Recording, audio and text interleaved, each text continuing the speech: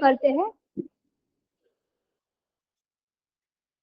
हम naturopathy day को celebrate करने के लिए 3 दिन का ये कार्यक्रम हमने ऑर्गेनाइज किया है। पहले दिन हमने जॉइंट पेन की बात की, कल के सेशन में हमने बीपी और कोलेस्ट्रॉल की बात की। आज का जो सेशन है उसका टॉपिक है थायराइड एंड ओबेसिटी। आज के सेशन में हम बेसिकली बात करेंगे कि थायराइड जो बढ़ता है, जो कम होता है, उसके कारण क्या होते हैं, उसका जनरल परसेप्शन क्या है, हम लोग एक्चुअली थायराइड को क्या समझते हैं, और थायराइड के डाइट और लाइफस्टाइल में छुपे हुए कॉजेस क्या है, उसे हम डाइट और लाइफस्टाइल चेंज करके हार्मोनल लेवल को वापस नॉर्मल लेवल तक कैसे ला सकते हैं। तो इस सारे टॉपिक के बारे में आज हम बात करेंगे। तो आज का हम सेशन शुरू करते हैं।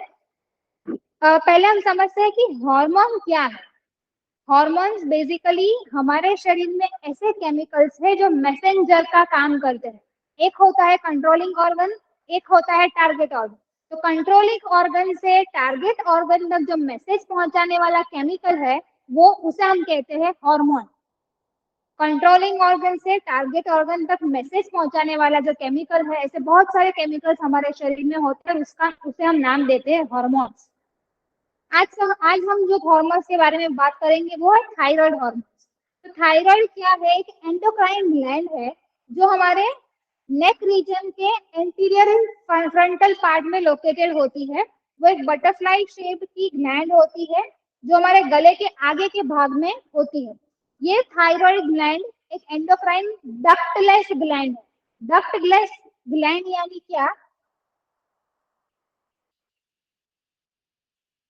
इस ग्लैंड को अपने हार्मोन्स को खून तक पहुंचाने के लिए कोई डक्ट की जरूरत नहीं होती। वो डक्ट बेग के बिना ही डायरेक्टली अपने बनाए हुए हार्मोन्स को खून के अंदर रिलीज करता है, इसलिए इसे कहा जाता है डक्टलेस ग्लैंड। अभी ये जो थायराइड ग्रंथि है, इसे हम गुजराती में या हिंदी में अंतःस्रावी ग्रंथि ऐसा कहते हैं, क्योंकि वो अपना जो स्राव है वो डायरेक्टली खून में बिना कोई डक्ट के रिलीज कर सकती है। ये हो गई थायराइड ग्लैंड की बात। अब ये थायराइड ग्लैंड कौन से हार्मोन्स रिलीज बनाता है और सिक्रेट करता है? ये जो थायराइड ग्लैंड है बेसिकली मेन 3 हार्मोन्स को बनाता है और सिक्रेट करता है। उसका 3 हार्मोन्स का सिंथेसिस करता है। पहला है T3, दूसरा है T4 और तीसरा है कैल्सिटोनिन। तो थायराइड ग्लैंड में बेसिकली 3 हार्मोन्स बनते हैं, T3, T4 और कैल्सिटोनिन। थायराइड की बीमारी से परेशान लोगों को T3 और T4 के बारे में पता होगा। कैल्सिटोनिन भी एक ऐसा हार्मोन है जो हमारे ब्लड में कैल्शियम लेवल्स को रेगुलेट करता है। तो आज हम जो बात करेंगे वो ये दो हार्मोन्स के बारे में बात करेंगे, T3 और T4। आज हम कैल्सिटोनिन के बारे में बात नहीं करेंगे। थायराइड ग्लैंड 2 प्रकार के हार्मोन रिलीज और सिक्रेट करता है, T3 और T4। थायराइड ग्लैंड अपने जो हार्मोन्स है T3 और T4 वो खुद ही बनाता है, खुद ही स्टोर करता है और खुद ही रिलीज करता है। T3 और T4 हार्मोन्स थायराइड ग्लैंड में ही बनते हैं, थायराइड ग्लैंड में के अंदर ही स्टोर होते हैं और थायराइड ग्लैंड द्वारा डायरेक्टली ही ब्लड में रिलीज किए जाते हैं। थायराइड ग्लैंड की एक पेक्युलर कैरेक्टरिस्टिक ये है कि वो अपने ही बनाए हुए हार्मोन्स को तकरीबन 4 महीनों तक स्टोर कर सकता है। ये थायराइड ग्लैंड की अपनी स्पेशल कैरेक्टरिस्टिक है कि हर एक जीवित व्यक्ति में थायराइड ग्लैंड अपने बनाए हुए T3, T4 और कैल्सिटोनिन हार्मोन्स को तकरीबन 4 महीने तक अपने अंदर स्टोर कर रख सकता है। अब ये जो थायराइड के हार्मोन्स है T3 और T4, इनका बेसिकली फंक्शन क्या है? हमने कल के सेशन में देखा था कि सेल की 3 बेसिक रिक्वायरमेंट, उनमें से पहली थी न्यूट्रिएंट, उनको पोषक तत्वों की जरूरत होती है और वो पोषक तत्व यूज करके जो सेल में वेस्ट बन रहा होता है वो वेस्ट को सेल से बाहर निकालने की जरूरत होती है। तो 2 बेसिक फंक्शंस देखे थे, न्यूट्रिएंट को अंदर लेना और सेल के वेस्ट को बाहर निकालना। तो ये हमारा सेल है, ये हमारे ब्लड वेसल में से जो न्यूट्रिएंट है वो सेल के अंदर आएगा और यहाँ से जो वेस्ट है वो सेल में से ब्लड वेसल के अंदर आएगा। न्यूट्रिएंट ब्लड में से सेल के अंदर आएगा, वेस्ट सेल में से ब्लड के अंदर जाएगा। ये प्रोसेस कंटिन्यूअसली चलती रहेगी। ये न्यूट्रिएंट ब्लड में से सेल में आएगा, उसके साथ साथ ऑक्सीजन भी ब्लड से सेल में अंदर आएगा। अब ये ऑक्सीजन और न्यूट्रिएंट को यूज करके सेल अपने लिए एनर्जी प्रोड्यूस करेगा। हर एक सेल के फंक्शनिंग के लिए सेल को एनर्जी चाहिए। आपके शरीर में जितने भी ऑर्गन्स है, वो ऑर्गन्स में जितने भी सेल्स है, वो दरे हर एक सेल को अपने फंक्शनिंग के लिए एनर्जी चाहिए। सेल फंक्शन हमेशा चलता रहता है, वो हमेशा चलता रहे, वो सर्वाइव करे, उसके लिए उसका एनर्जी चाहिए। जब उसे ब्लड में से न्यूट्रिएंट और ऑक्सीजन मिलता रहता है तो वो कंटिन्यूअसली एनर्जी का प्रोडक्शन करता रहता है और वो सर्वाइव होता रहता है। तो ये जो फूड और ऑक्सीजन सेल के अंदर जा रहा है, वो फूड को एनर्जी में कन्वर्ट करने की जो प्रोसेस है उसे हम कहते हैं चयापचय की क्रिया, मेटाबॉलिज्म की क्रिया। जब सेल ये सारी न्यूट्रिएंट्स को, ऑक्सीजन को यूज करके एनर्जी प्रोड्यूस करता है, वो है सेल की मेटाबॉलिक एक्टिविटी।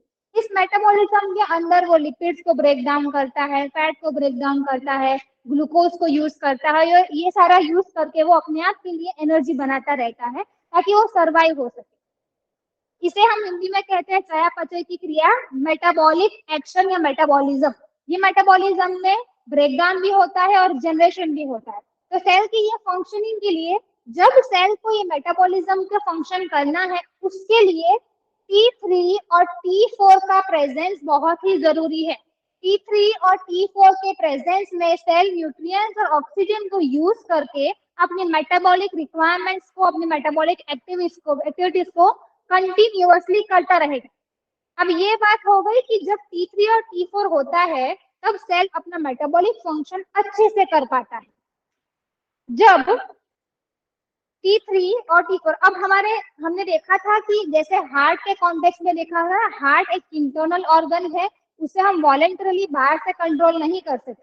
इसी तरह थायराइड ग्रंथि, थायराइड ग्लैंड भी एक इंटरनल ऑर्गन है, उसे हम बाहर से वॉलेंटरीली कंट्रोल नहीं करते, वो अपने आप ही अपने सिक्रेशंस को कंट्रोल करता है। शरीर के पास खुद का एक इंटेलिजेंस होता है, जब जब थायराइड की जरूरत बढ़ती है तब तब थायराइड हार्मोन्स का सिक्रेशन बढ़ता है, जब जब थायराइड हार्मोन की जरूरत कम होती है तब तब थायराइड हार्मोन्स का सिक्रेशन कम होता है। अब थायराइड हार्मोन्स को नॉर्मल लेवल पर बनाए रखने में मेटाबॉलिक एक्टिविटी बहुत बड़ा रोल प्ले करती है। जब T3 और T4 का लेवल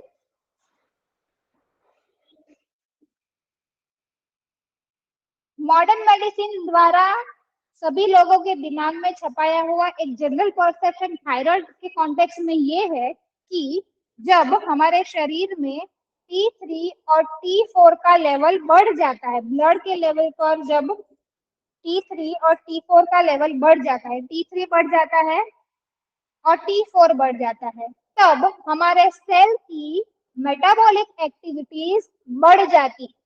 T3 और T4 का लेवल जैसे ही बढ़ेगा वैसे ही हमारे सेल में मेटाबॉलिक एक्टिविटीज बढ़ जाएगी। मेटाबॉलिक एक्टिविटीज का बढ़ना यानी क्या? जब मेटाबॉलिक एक्टिविटीज बढ़ेगी यानी टेम्परेचर, बॉडी का ओवरऑल टेम्परेचर बढ़ जाएगा, किडनी का फंक्शन बढ़ जाएगा, आपको भूख ज्यादा लगेगी, जो सब यूटिलाइज हो रहा है उसका यूटिलाइजेशन बढ़ जाएगा। यूटिलाइजेशन बढ़ जाने की वजह से वेट कम होगा, वेट जल्दी से कम होने लगेगा, उसमें जो डाइजेशन की कैपेसिटी हो, डाइजेस्टिव कैपेसिटी भी बढ़ जाएगी।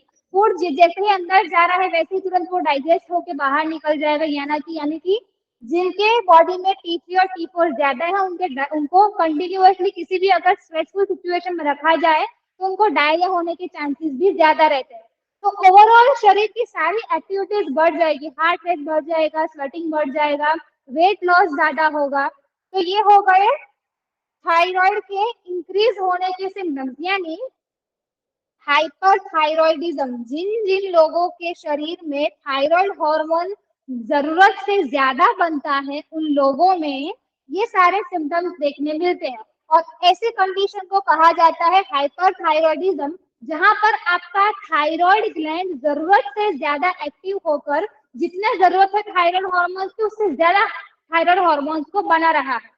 अब इससे ऑपोजिट होगा हाइपोथायरॉयडिज्म के केस में। इससे ऑपोजिट एक कंडीशन है हाइपोथायरॉयडिज्म, जहां पर आपका थायराइड ग्लैंड कम काम कर रहा है, यानी T3 और T4 का लेवल कम हो जाएगा। ये जो T3 और T4 थायराइड हार्मोन में से सीक्रेट हो रहा है, ये T3 कम हो जाएगा, ये T4 भी कम हो जाएगा। जब T3 और T4 थायराइड हार्मोन के ओवरऑल लेवल कम होगा, तब आपकी सेल्यूलर लेवल पर मेटाबॉलिक एक्टिविटी भी कम होगी।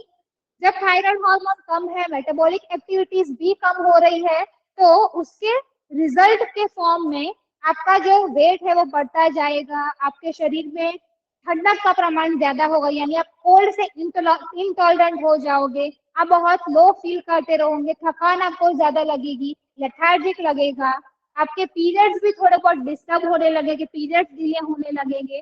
तो शरीर में ओवरऑल जो भी एक्टिविटीज है वो सारी स्लो डाउन हो जाएगी, उसका रेट स्लो डाउन हो जाएगा। यानी जो थायराइड हॉर्मोन्स है ये ओवरऑल हमारे बेसल मेटाबॉलिक रेट को कंट्रोल करते हैं। जिस स्पीड से आपके सेल में एक्टिविटीज चलेगी वो डिपेंड करेंगी कि आपके बॉडी में कितने हार्मोन के थायराइड हार्मोन सिक्रेट हो रहा है। अगर बॉडी में थायराइड हार्मोन ज्यादा सिक्रेट हो रहा है तो सारी सेलुलर एक्टिविटीज ज्यादा स्पीड से चलेगी। अगर बॉडी में थायराइड हार्मोन कम सिक्रेट हो रहा है, कम बन रहा है, तो सारी सेलुलर एक्टिविटीज कम स्पीड में चलेगी।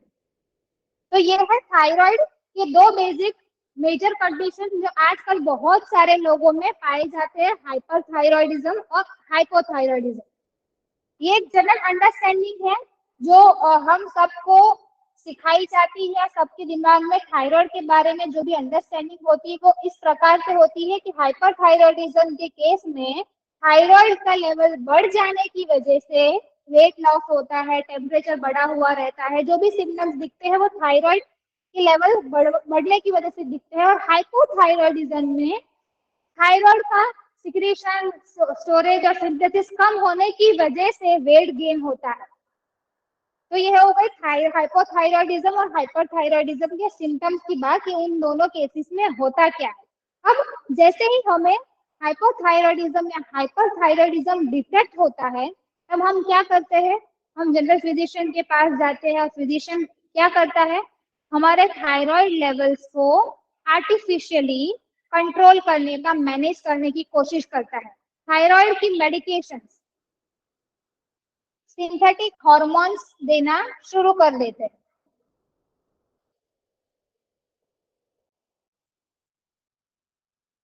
क्योंकि हाइपोथायरॉयडिज्म के केस में थायराइड हार्मोन कम बन रहा है, इसीलिए आपको बाहर से सिंथेटिक हार्मोन्स दिए जाते हैं मेडिसिन के फॉर्म में, थायरोक्सिन के फॉर्म में। ये हार्मोन्स का जो डोज है वो शुरू होता है धीरे धीरे, पहले वो 25 mg का देंगे, फिर धीरे धीरे 50 mg का देंगे। इन बिटवीन वो लोग ऐसी भी सलाह देते हैं कि हर एक 6 महीने पर आपको थायराइड हार्मोन के लेवल का टेस्ट करवाना है।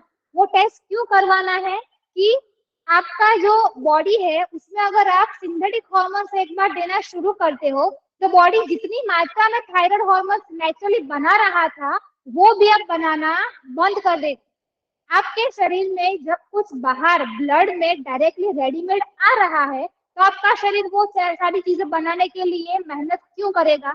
आप उसे आर्टिफिशियली हॉर्मोन्स दे रहे, वो डायरेक्टली ब्लड में जा रहे हैं, तो शरीर पहले जो कम मात्रा में भी थायराइड हार्मोन बना रहा था वो बनाना बंद कर दे। तो जैसे ही आपके थायराइड हार्मोन्स की मेडिकेशन शुरू होगी वो धीरे धीरे डोज के साथ बढ़ती जाएगी। पहले जब आप शुरू करोगे तब इनिशियली आपका बॉडी थोड़ा थायराइड हार्मोन बना रहा था, उसके कंपेंसेशन में मेडिसिन का डोज कम रखा जाता था। लेकिन जैसे ही आप उसे रेडीमेड हार्मोन देते जाते हो तब थायराइड जो नेचुरली हार्मोन बना रहा था वो बनाना एक लेवल पर बंद कर देता है। इसीलिए आपको बाहर से जो हार्मोन दे रहे हो मेडिसिन के फॉर्म में उसका डोज बढ़ाना पड़ता है। तो धीरे धीरे 25 से 50 होता है, 50 से 75 होता है, 75 से 125 होता है। तो ये सारे धीरे धीरे डोज बढ़ते जाते हैं। इसी तरह हाइपरथायरॉयडिज्म के केस में भी ऐसी मेडिसिन दी जाती है जो आपके थायराइड ग्लैंड की एक्टिविटी को रेस्ट्रिक्ट करे, रोके। आपका थायराइड ग्लैंड जो ज्यादा हार्मोन्स बना रहा है हाइपरथायरॉयडिज्म के केस में वो हार्मोन्स कम बनाए ताकि आपको जो सिम्टम्स दिख रहे हैं वो धीरे धीरे दिखना बंद हो जाए। तो ये दोनों ही केस में मेडिसिन क्या काम करती है, बाहर से केमिकली आपके हार्मोन लेवल्स को रेगुलेट करती है और उसके रिस्पॉन्स में आपको जो सिम्टम्स दिख रहे थे वो सिम्टम्स दिखना बंद हो जाता है, यानी सिम्टोमेटिक रिलीफ मिल जाता है। ये मेडिसिन बहुत ही अच्छे से सक्सेसफुली ब्लड लेवल पर थायराइड हॉर्मोन्स को रेगुलेट करने में मदद करती है। ब्लड लेवल पर ये मेडिसिन थायराइड हॉर्मोन्स को बहुत अच्छे से रेगुलेट कर लेती है, लेकिन लॉन्ग रन में यही सारी मेडिसिन आपके थायराइड ग्लैंड के ऊपर एडवर्स इफेक्ट कर सकती है। जैसे कि हाइपरथायराइडिज्म के केस में जो ओवर एक्टिव थायराइड को उसकी एक्टिविटी कम करवाने के लिए जो भी मेडिसिन दी जाती है वो आपके थायराइड हार्मोन नेचुरली जो ज्यादा काम कर रहा है उसके अगेंस्ट काम करती है। यानी आपके बॉडी में नेचुरली जो थायराइड हार्मोन की एक्टिविटी बढ़ी हुई है वो आप दवाई लेकर उसे बंद कर रहे हो, कम करते जाते हो। और एक स्टेज ऐसा आ जाता है कि बहुत सालों तक जब थायराइड हार्मोन की एक्टिविटी को रेस्ट्रिक्ट किया जाता है बाहर से मेडिकेशन लेकर, तब वो हाइपरथायराइडिज्म का केस कन्वर्ट हो जाता है हाइपोथायराइडिज्म के केस में। एक पॉइंट ऐसा आ जाता है कि जब इसी सेम इंडिविजुअल में जब बॉडी बहुत ज्यादा थायराइड हॉर्मोन्स बना रहा था, कुछ सालों के बाद वही इंडिविजुअल में वो बॉडी जरूरत से कम थायराइड हॉर्मोन्स बनाने लगता है। तो ये सारे मेडिकेशन के साइड इफेक्ट्स है कि आपके बॉडी में लॉन्गर रन पर थायराइड ग्लैंड्स पर ये सारे इफेक्ट होंगे।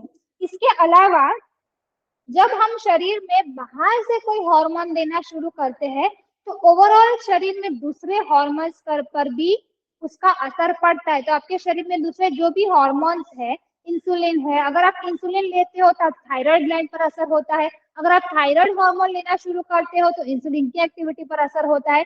तो कोई भी हार्मोन के फॉर्म को अगर आप आर्टिफिशियली ले रहे हो तो आपकी नेचुरल हार्मोन की जो मैकेनिज्म है वो अवश्य डिस्टर्ब होती है। उसके अलावा बहुत बड़ा रोल थायराइड की मेडिसिन प्ले करता है आपकी रिप्रोडक्टिव सिस्टम के ऊपर। फीमेल्स में थायराइड हार्मोन एक बार बाहर से लेना शुरू करने के बाद उनकी पीरियड्स पे बहुत ज्यादा असर होता है। उनके पीरियड्स डिले होते जाते हैं, एमिन्योरिया होता है, बहुत ज्यादा ब्लीडिंग होता जाता है। तो पीरियड की जो मेंस्ट्रुअल साइकिल है वो बहुत ज्यादा इरेगुलर हो जाती है। और उसके बावजूद भी अगर थायराइड की मेडिसिन कंटिन्यू की जाए तो बहुत सारे केसेस में इनफर्टिलिटी भी देखने को मिलती। आज से बहुत सालों बाद एलोपैथ्स की प्रैक्टिस की अगर बात करें तो एलोपैथ्स भी बहुत कॉशियसली थायराइड हार्मोन्स को प्रिस्क्राइब करते थे। जब किसी यंग लेडी को थायराइड का डिसऑर्डर डिटेक्ट होता था तो उनके केसेस में उनको पहले ये चेक किया जाता था, अश्योर किया जाता था कि उनका बेबी प्लानिंग बाकी है, उनको प्रेगनेंसी रखने बाकी है। अगर उनका बेबी प्लानिंग बाकी है, उनका मैरिज होना बाकी है, प्रेगनेंसी बाकी है, तो उनको थायराइड की मेडिसिन नहीं दी जाती थी, बल्कि उनको ये एडवाइस किया जाता था कि आप आपके डाइट और लाइफस्टाइल में कुछ ऐसे चेंजेस करो जिससे आपके थायराइड नॉर्मल हो सके, क्योंकि ये थायराइड हार्मोन आपके रिप्रोडक्टिव सिस्टम को बहुत बुरी तरह से अफेक्ट करती है। तो ये सारी बात हो गई कि आप बाहर से अगर हॉर्मोन्स ले रहे हो पिल्स के फॉर्म में तो वो आपके सिर्फ ब्लड लेवल पर हॉर्मोन्स को रेगुलेट करता है, लेकिन उसका जो कारण है उसके ऊपर काम नहीं हो रहा है। मॉडर्न मेडिसिन या एलोपैथी, होम्योपैथी, जो भी medicine medical health care system है वो कारण के ऊपर काम इसीलिए नहीं कर रही क्योंकि उनके पास पेशेंट्स को रिलीफ देने का ऑलरेडी सॉल्यूशन है। पेशेंट थायराइड के पेशेंट्स को फिजिकल लेवल पर जो तकलीफें हो रही है वो मेडिसिन से तो सॉल्व हो जा रही है, लेकिन हार्मोन जो डिस्टर्ब हो रहे हैं वो कॉस्ट तो वहीं का वहीं अटका हुआ है। वहां पे आप कॉस्ट के ऊपर काम नहीं कर रहे हो। तो जब आपकी मेडिसिन का डोज धीरे धीरे बढ़ाया जाता है तब एक पॉइंट ऐसा आ जाता है कि आपके शरीर में वो मेडिसिन अभी ज्यादा काम नहीं कर रही आपके थायराइड हार्मोन लेवल्स को रेगुलेट करने के लिए। और जब बढ़ा हुआ मेडिसिन का डोज भी आपके हार्मोन लेवल को कम करने में या बढ़ाने में काम नहीं कर रहे, तब जाके एलोपैथ या दूसरे मेडिकल डॉक्टर्स ये एडवाइस देते हैं कि अब आपको आपकी डाइट और लाइफस्टाइल में थोड़े बहुत चेंजेस करना शुरू करना चाहिए, क्योंकि ये मेडिसिन अभी आपके ऊपर इतना असर नहीं कर रही। तो अगर ये डाइट और लाइफस्टाइल की बात पहले ही जब इनिशियल स्टेज में दी जाती या डाइट और लाइफस्टाइल चेंजेस इनिशियल स्टेज में किए जाते तो शायद 125 मिलीग्राम का डोज तक पहुंचने की नौबत ही नहीं आती। तो अक्सर हम गलती यही कर बैठते हैं कि हमें जब भी कुछ डिटेक्ट होता है तो हम तुरंत ही उसके रिलीफ के लिए या उसके लिए तुरंत क्या हो सकता है उसके ऊपर काम करना शुरू कर देते हैं, और उसके ऊपर उसके रिलीफ के लिए हमें तुरंत जो सॉल्यूशन मिलता है वो मेडिसिन ही है, उसके अलावा और कुछ नहीं है। लेकिन हमें ये समझना है कि मेडिसिन आपके सिर्फ सिम्टम्स को रिलीफ दे सकती है, आपके ब्लड लेवल पर हॉर्मोन्स को कम और बढ़ा सकती है, आपके रिपोर्ट्स को भी मेडिसिन के द्वारा नॉर्मल किया जा सकता है। लेकिन आपके शरीर में, आपके डाइट में, आपके लाइफस्टाइल में जो कारण है ये डिजीज के, जो भी रोग की बात कर लो, वो आपको सिर्फ डाइट और लाइफस्टाइल इंप्रूव करने से ही मिटेंगे। तो थायराइड के केस में हमें क्या डाइटरी और लाइफस्टाइल चेंजेस करने चाहिए? हमारा जो हम अभी तक समझ रहे हैं कि थायराइड लेवल बढ़ने की वजह से मोटापा आता है, थायराइड लेवल कम होने की वजह से मोटापा आता है, थायराइड लेवल बढ़ने की वजह से ज्यादा पसीना हो रहा है, बॉडी में ज्यादा हीट लग रही है। ये एक जनरल परसेप्शन है, लेकिन क्या ये 100% सच है कि नहीं है? क्या ये सही मायने में ऐसा होता है या उसका रिवर्स होता है? अगर ये ऐसा होता है या उसका रिवर्स होता है तो उसके लिए हमें करना क्या चाहिए? हमें डाइट और लाइफस्टाइल में ऐसे क्या चेंजेस करने चाहिए जिससे हमें बाहर से आर्टिफिशियल हार्मोन लेने की जरूरत ना पड़े और नेचुरल ही हमारे शरीर में हार्मोन्स अपने आप रिवर्ट हो जाए। तो ये सारा कुछ पॉइंट्स कवर करने के लिए डॉक्टर यश है।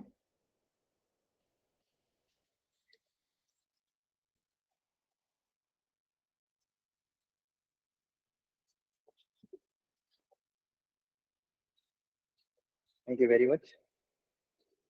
जैसे हमने देखा कि थायराइड क्यों कम होता है, थायराइड हार्मोन क्यों कम होता है, क्यों बढ़ता है, उसका कारण किसी भी साइंस के पास या मॉडर्न साइंस में अभी तक ढूंढा नहीं गया। आप सोचिए क्यों ढूंढा नहीं गया, और ढूंढा नहीं गया वो तो ठीक है, लेकिन ढूंढने की कोशिश भी नहीं की जा रही। अभी भी ऐसे कोई भी रिसर्चेस नहीं हो रही कि जो थायराइड क्यों हो रहा है उसकी वजह ढूंढने पे काम करे। क्योंकि हमारा काम क्या है एज ए डॉक्टर, नेचुरल जो मॉडर्न मेडिसिन में जो डॉक्टर्स हैं उनका बेसिक काम क्या है कि आप जो कंप्लेन लेके गए हैं उस कंप्लेन को सॉल्व कर। थायराइड में थायराइड हार्मोन कम होने की वजह से होने वाली कंप्लेंट्स में जैसे एक मुख्य मुख्य सिम्टम्स है, उसमें है एक लेजीनेस, एक फटीग, एक वीकनेस, एक थकावट का पूरा आपका जो फीलिंग है कि नहीं मुझसे कुछ होता नहीं है, मैं कर नहीं सकती, मैं बस बिस्तर में पड़े रहना चाहती हूँ। तो वो जो लेथार्जी आती है, वो जो फटीग आती है, वो उसकी main sign. Along with that all the other activities जिसमें थोड़ी बहुत भी एनर्जी यूज होती हो, जिसमें आपको थोड़ा बहुत भी एक्टिव होना पड़े, वो सारे चीजें कम होने लगती है। जैसे बॉवल मूवमेंट कम होने लगती है, नींद जैसा स्लीपीनेस, नींद आए ना आए लेकिन स्लीपीनेस थोड़ा ज्यादा लगता है, वीकनेस लगती है, ये उसके मुख्य साइन है। और उसी के आगे चलते चलते हम कहते हैं कि पीरियड भी धीरे धीरे डिले होते हैं। हर वेबसाइट पे, हर बुक में, हर किताब में आप जहां भी सर्च करेंगे, वो हो सकता है कोई वेबसाइट जो है वो कोई फार्मर कंपनी ने स्पॉन्सर की हो सकता है कोई वेबसाइट, कोई आर्टिकल, रिसर्च आर्टिकल, कोई न्यूज आर्टिकल किसी फार्मा कंपनी ने स्पॉन्सर किया हो, कोई भी हो। इवन इंडियन मेडिकल एसोसिएशन आईएएमए भी ओपनली कॉन्फ्रेंस करने के लिए ओपनली अनाउंस करता है कि हमें फार्मा कंपनी से फंड चाहिए। तो फंडिंग का एक बहुत अलग मैटर है, लेकिन ऐसी वेबसाइट पे हम जाके ट्रूथ को ढूंढते हैं और हमें क्या पता चलता है कि when thyroid hypothyroidism, when hypothyroidism, underactive thyroidism is not treated, जब उसे ट्रीट नहीं किया जाता है तब जाके ये होता है हार्ट कंडीशन। सबसे पहले हार्ट को ला देंगे, अगर आपको डराना होगा ना तो कहीं पे भी सबसे पहले वो ला देंगे हार्ट को। तो when thyroid disease is not treated, it may cause heart attack, heart disease, it may cause period infertility, it may cause obesity, ये सारे साइंस उधर लाके रख देंगे। इन सभी में हमने ये कभी नहीं पूछा कि थायराइड लेने से क्या ये सब नहीं होता है, थायराइड की जो ड्रग है, थायराइड की जो मेडिसिन है उससे ये नहीं होता है, बल्कि होता है। जब भी हम कोई भी हार्मोन बाहर से लेना शुरू करते हैं, आर्टिफिशियली लेना शुरू करते हैं, तो हमारी जो पूरी हार्मोनल साइकिल है वो डिस्टर्ब हो जाती है। ऐसा बिल्कुल नहीं है कि कोई एक हार्मोन एक ग्रंथि में से निकल जाए, उसका जो सारा रॉ मटेरियल था वो बस उसी ग्लैंड में गया था, वहीं से वो हार्मोन बना था और उसका जो एंड प्रोडक्ट थे वो बस सीधा शरीर में से बाहर निकल जाएगा, ऐसा बिल्कुल नहीं। हमने देखा था कि न्यूट्रिशन की प्रोसेस में हर मटेरियल किसी हर प्रोसेस का जो रो प्रोडक्ट है, जो रो मटेरियल है, वो किसी एक प्रोसेस का एंड मटेरियल, एंड प्रोडक्ट हो सकता है। किसी का एंड प्रोडक्ट किसी और प्रोसेस का रो मटेरियल होता है। तो इस तरह से वो पूरी साइकिल चल रही है। इसीलिए हम देखते हैं कि विटामिन D1 कहीं और बनता है, वो उसकी कहीं प्रोसेस होती है, वो D2 में कन्वर्ट होता है, फिर वो भी कहीं पे जाके यूज होता है, वो D3 में कन्वर्ट होता है, D3 भी कहीं पे जाके यूज होता है, वो D4 में कन्वर्ट होता है, D4 अगेन जाके कहीं यूज होता है। तो इस तरह से जहां जहां वो इस्तेमाल होता जाएगा वहां वहां उसका स्वरूप बदलता जाएगा। बदला हुआ स्वरूप जब तक काम का है तब तक बॉडी दूसरे स्वरूप में बदल के या दूसरी जगह पे ले जाके उसे वापस यूज करेगा। तो इस तरह से थायराइड में भी बॉडी खुद बनाता है, उसके अंदर के जो सारे रो मटेरियल्स हैं वो भी शरीर के पास हैं, लेकिन बना नहीं पा रहा है या बना नहीं रहा है। ये क्वेश्चन, क्या इंटेंशनली T3 T4 कम बन रहा है, बॉडी खुद इंटेंशनली कम बना रहा है, या अनइंटेंशनली?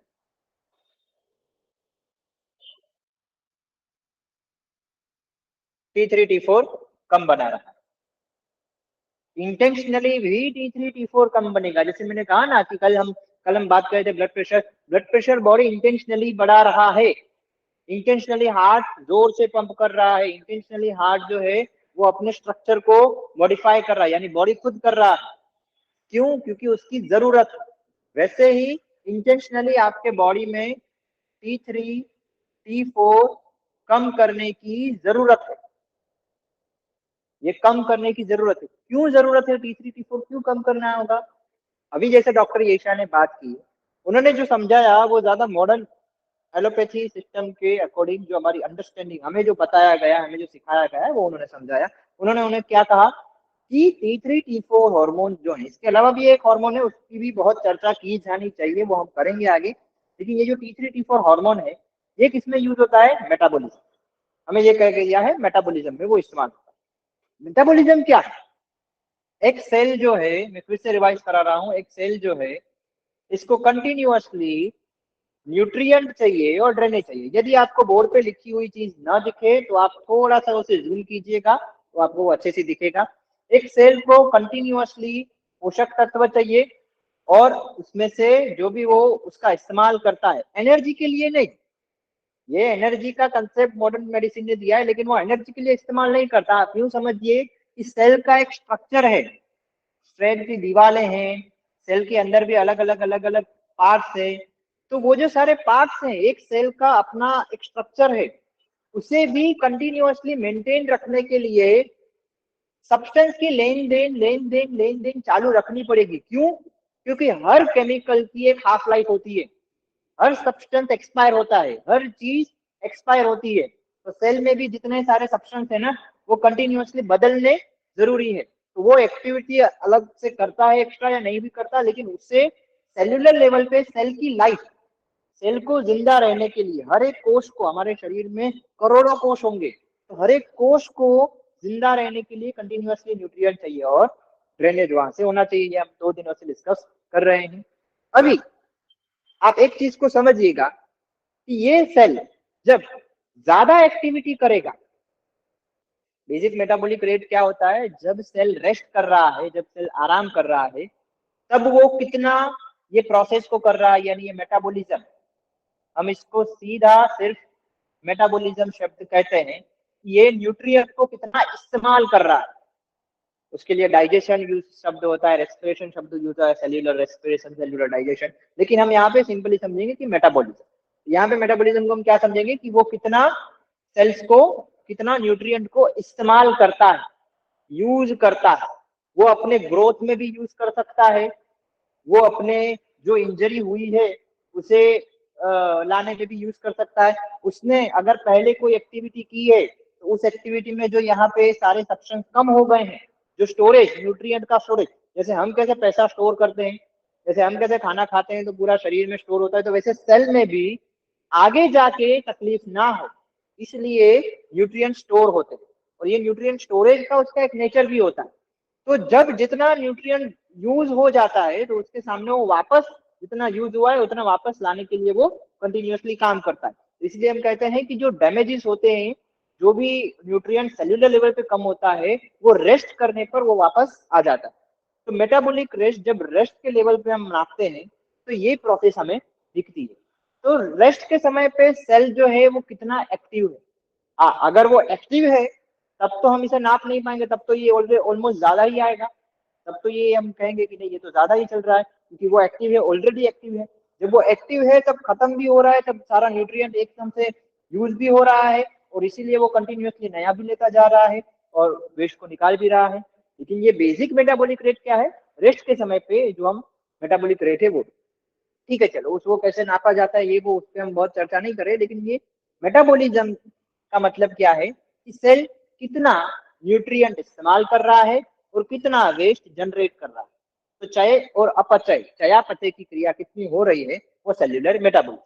अभी आपको सिंपली अपने आप को ये पूछना है कि कौन सा व्यक्ति, किस प्रकार के व्यक्ति में ये सेल्यूलर मेटाबॉलिज्म ज्यादा होगा, जो एक्टिव होगा उसमें या जो एकदम लेजी होगा उसमें। स्वभाव से मैं बिहेवियर की बात कर रहा हूँ, मेंटल बिहेवियर की बात कर रहा हूँ। जैसे हमने कल देखा था कि दो प्रकार के लोग होते हैं, जो बहुत ही लेजी होते हैं, बहुत ही एकदम रिलैक्स होते हैं, वो इतने आराम से सब कुछ चलते हैं कि भाई यहाँ से कोई चीज वहां उठा के रखनी होगी ना तो भी बोलेंगे अरे ठीक है ना रखते हैं।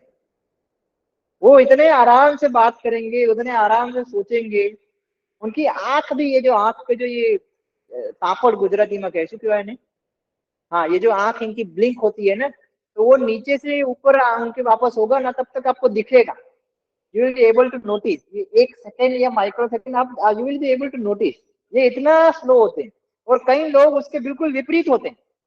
जैसे ट्रेन के प्लेटफॉर्म पे जाके बैठेंगे ना तो आपको पता चल जाएगा कि वो टाइप 1 प्रकार के लोग कौन है, कि जो सीधा जाके बार बार देखेंगे अरे ट्रेन आई कि नहीं आई, अरे बस आई कि नहीं आई, अरे ये वाली तो नहीं है, अरे वो वाली तो नहीं है, अरे उसमें देखो इसमें देखो। This is kind of type 1 people. Type 1 people are generally more active, and 2 people are generally less active। दोनों में ऐसा नहीं है कि फिजिकली ही एक्टिवनेस की बात है, मेंटली एक्टिवनेस की भी उतनी ही बात है। वो कितना फास्ट आर्ग्यूमेंट में उतरते हैं, वो कितना फास्ट गुस्सा करते हैं, तो ये सारी चीजें समझनी है आपको। तो कौन व्यक्ति, दो प्रकार के शैली, एक व्यक्ति जो बहुत ही ज्यादा एक्टिव है और दूसरा व्यक्ति जो कम एक्टिव। तो जो ज्यादा एक्टिव है उसमें मेटाबॉलिज्म ज्यादा होना चाहिए कि कम होना चाहिए, कोई बताइए, अनम्यूट करके बोल सकते हैं। ज्यादा होना चाहिए। यस, तो जो ज्यादा एक्टिव है उसमें मेटाबॉलिज्म ज्यादा होना चाहिए। तो एक्टिव ज्यादा है, मेटाबॉलिज्म ज्यादा होना चाहिए। तो T3 T4 कैसा होना चाहिए, ये भी ज्यादा होना चाहिए, जरूरत ज्यादा होनी चाहिए। और जो कम एक्टिव है उनमें मेटाबॉलिज्म रेट कैसा होगा, कंपैरेटिवली कम होगा। तो उनमें T3 T4 की जरूरत कैसी है, कम है।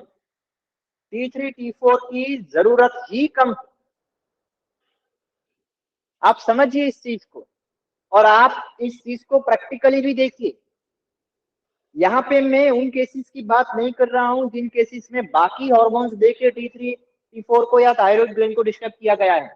जैसे मैंने कहा कि थायराइड हार्मोन लेने से बाकी हार्मोन सिस्टम में डिस्टर्ब हो सकता है, जैसे कि उनके पीरियड्स में डिस्टर्बेंस आ सकता है, उनके जो सेक्सुअल हार्मोन्स है वो साइकिल बिगड़ सकती है, उनके इंसुलिन की जो साइकिल है वो बिगड़ सकती है। उसी तरह से for an example type 1 diabetes में कोई व्यक्ति इंसुलिन ले रहा है आर्टिफिशियली, तो उसके T3 T4 डिस्टर्ब हो सकते हैं। कोई टाइप 2 डायबिटीज में बड़ी एज में भी इंसुलिन ले रहा है तो उसका भी थायराइड जो है वो डिस्टर्ब हो सकता है।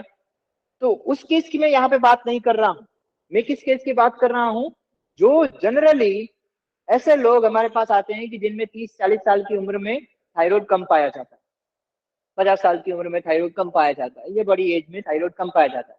और जब हम उनकी लाइफस्टाइल पूछते हैं तो जनरली लेडीज की शादी के बाद की लाइफस्टाइल कुछ ऐसी होती है, अगर if they are married to well settled family, कि जहाँ पे उनको शारीरिक रूप से कोई ज्यादा कार्य नहीं करना पड़ता है, जो ऐसी फैमिलीज में लेडीज हैं उनको थोड़ा समझ जाना है, संभल जाना है कि हमारी भी लाइफस्टाइल ऐसी तो नहीं है, वरना कल के हमें भी थायराइड हो सकता है, क्योंकि हमारे मत अनुसार थायराइड लाइफस्टाइल डिजीज है। दोनों प्रकार के कारण मैं आपको बताऊंगा, इंटेंशनली कब कम होता है, अनइंटेंशनली कब कम होता है। इंटेंशनली कम तब होता है जब आपकी लाइफस्टाइल ऐसी हो गई है कि आपके बॉडी में थायराइड हार्मोन ज्यादा बनाने की जरूरत ही नहीं है, सब चंगा सी, कोई टेंशन नहीं, ना हमें जॉब करना है, और जॉब भी कर रहे हैं तो एकदम आराम की जॉब है, हम कुछ काम भी कर रहे हैं तो वो एकदम धीरे धीरे चल रहा है, घर का काम करने के लिए हमें खुद कुछ करना नहीं पड़ रहा है, मेड है, योग करने के लिए थोड़ा बहुत कभी कभी हो जाता है लेकिन ज्यादातर हमसे होता नहीं है। तो ये जो हमारा एटीट्यूड हो गया, ये कुछ सालों तक हमारा यही बिहेवियर रहता है, यहाँ से जब ये बिहेवियर रहता है तो हमारे पूरे शरीर के सभी सेल्स का यही बिहेवियर बनने लगता है। बिहेवियर रिफ्लेक्ट होता है लिविंग बीइंग में, उसका जो कॉन्शियस बिहेवियर है वही बिहेवियर उसके हर प्रकार के सेल में रिफ्लेक्ट होता है। जो यहाँ से बहुत डरा हुआ रहता है उसके हर प्रकार के सेल जो है वो बहुत डरे हुए रहते हैं। तो इसलिए जो एकदम रिलैक्स, एकदम सिडेटिव, एकदम लेजी वे में चल रहे थे, उनके T3 T4 की जरूरत जो है वो कम होने लगी, और जिनकी ज्यादा थी उनकी T3 T4 की जरूरत ज्यादा होने लगी। अभी जरूरत कम है ना, इसलिए सिक्रीशन कम है, ऐसा नहीं है कि प्रोडक्शन कम। प्रोडक्शन तो हुआ है लेकिन वो ग्लैंड के अंदर ही स्टोर्ड है। जैसे डॉक्टर येशा ने कहा ना कि इसी ग्लैंड में स्टोरेज भी होता है और इसी ग्लैंड में सिक्रेशन भी होता है। और इसमें ऐसा नहीं है कि सिग्नल भेजा और एक हफ्ते के बाद माल पहुंचेगा, नहीं, ट्रांसपोर्टेशन के लिए बीच में कोई ग्लैंड नहीं है कि ग्लैंड में कुछ आ जाए, वो सॉरी कोई नली नहीं है, कोई डक्ट नहीं है कि जिसमें कोई ऑब्स्ट्रक्शन आ जाएगा तो पहुंचेगा नहीं, ऐसा नहीं है। जैसे बाइल आता है लीवर में से, तो ऐसा इसमें नहीं है। इसमें क्या है, ये जो ग्लैंड है ना, ये खून के अंदर ही है, यूं समझिए, इसी में से खून पसार होता है। तो खून इसमें से कंटिन्यूअसली पसार हो रहा है, यानी इसमें से जो भी सिक्रेट हो रहा है वो डायरेक्टली ब्लड में जा रहा है। इंस्टेंट सिग्नल मिलेगा ब्रेन में से, हाइपोथैलेमस में से न्यूरॉन सिक्रेट होगा, वो कहेगा पिट्यूटरी को भाई थायराइड कम है, तो वो TSH बचेगी। थायराइड कम है, इसलिए वो थायराइड कम है वो किस मापदंड पे नापा जाएगा, वो जरूरत के मापदंड पे नापा जाएगा, ना कि उसके मापदंड पे कि हमारे बॉडी में कितना होना चाहिए साइंस के अकॉर्डिंग। साइंस के अकॉर्डिंग नॉर्मल क्या है, जो कॉमनली इतना थायराइड होना चाहिए, इससे ज्यादा आपको हो जाए तो वो हाइपर है, इससे कम हो जाए तो आपको हाइपर। तो ये चीज आपको समझनी है कि यहाँ पे थायराइड ग्लैंड जो है वो साइंस के अकॉर्डिंग थायराइड हार्मोन सिक्रेट नहीं कर रही है, वो किसके अकॉर्डिंग सिक्रेट कर रही है, आपके बॉडी में जितनी जरूरत है उसके अकॉर्डिंग। लेकिन जब सिक्रेट नहीं भी करना होता है तब भी उसमें धीरे धीरे धीरे धीरे प्रोडक्शन चालू है, जो थायराइड के अंदर पहले इकट्ठा होता है। ठीक है, ये चीज को हमें बहुत अच्छे से समझना है। ओके, अभी दूसरा एक केस है कि जिसमें अनइंटेंशनली थायराइड जो है वो कम हो रहा है। अनइंटेंशनली यानी बॉडी चाहता है कि T3 T4 थायराइड हार्मोन्स जो हैं वो बढ़े, और ये ऐसा चाहता है कि T3 T4 बढ़े, लेकिन वो बढ़ा नहीं पा रहे, वो बना नहीं पा रही। तो दो वजह हो सकती है। क्या दो वजह हो सकती है, हमने देखा था T3 T4 भी हार्मोन्स बनाना भी क्या है, एक न्यूट्रिशन का फंक्शन है। न्यूट्रिशन के फंक्शन में, किसी भी प्रकार के न्यूट्रिशन में फंक्शन में दो चीजें चाहिए, एक तो मटेरियल चाहिए और एक तो एनर्जी चाहिए। लिविंग एनर्जी की बात करें हम यहाँ पे, जो शुगर में से आपको एनर्जी मिलती है वो नहीं, वो स्टिमुलेशन है। तो मटेरियल्स में थायराइड हार्मोन बनने के लिए बहुत सारे रिसर्चेज हुए, उसको उठा के उसको निकाल के लेबोरेटरी में चेक किया गया, तब पता चला कि उसके अंदर एक सब्सटेंस होता है जो हमारे भोजन में नहीं होता है, ऐसा कहा गया। क्या है वो सब्सटेंस, कोई बताएगा? फिर उस सब्सटेंस को एक हिंट देता हूँ, हमारे नमक में डाला गया, आयोडीन। आयोडीन।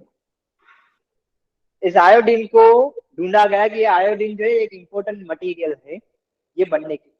तो इसलिए फिर आयोडाइज नमक सजेस्ट किया गया कि नहीं, अभी हम सबको आयोडाइज नमक देंगे। There has been more than 2 to 3 decades, 20 से 30 साल हो गए, सभी लोग आयोडाइज नमक खा रहे हैं, एटलीस्ट सिटीज के सभी लोग आयोडाइज, क्योंकि गवर्नमेंट ने ये मापदंड निकाल दिए कि आपको ये इस प्रकार से आपको 1 लाख NaCl में से एक NaCl में आपको Na लाना है, सोडियम को आयोडीन से बांधना।